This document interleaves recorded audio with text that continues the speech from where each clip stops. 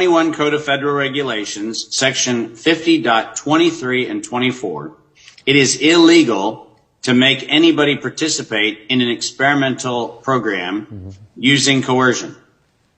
That is, in fact, how in U.S. law, we actually embraced in U.S. law the Nuremberg Code. So coercion is illegal, and we need to call it coercion. We don't want to call it leverage. We don't want to call it pressure. We want to call it the illegal act that it is. It's coercion. And that becomes important because under 18 U.S. Code, section 2331, and then subsection 802, inside of the definition of domestic terrorism is any time a U.S. citizen or a government in the U.S. is forced to do something that it would not otherwise do. That's also not only coercion, but domestic terrorism.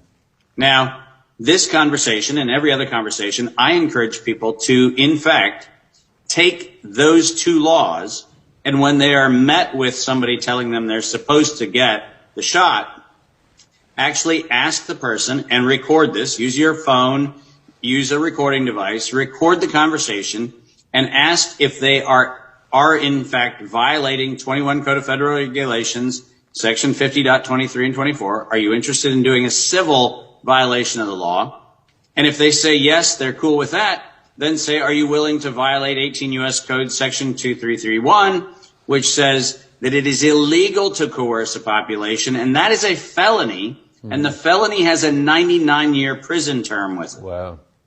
And so here's the problem. We need to arm ourselves as a big community to not only do what we've done, and by the way, kudos to everyone who has done the resistance up until now, but now we have to arm ourselves with the very weapons they're using and throw them back. I always say the metaphor for me is if somebody throws a hand grenade at you, pick it up, pull the pin out, and throw it back.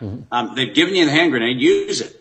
What we need to be doing is we need to be informing ourselves, and most recently, Patrick, and this will be a punchline I get to at the end, but I just put all of the felony statutes and all of the felony evidence into a single document that everybody can use, everybody can reference, and just go to your employer, to your local grocery store, to your local theater, to your local school board, whatever it is, just say, hey, which one of these felonies do you want to be implicated in? Because all of them carry 99-year prison terms and up to $100 million fine.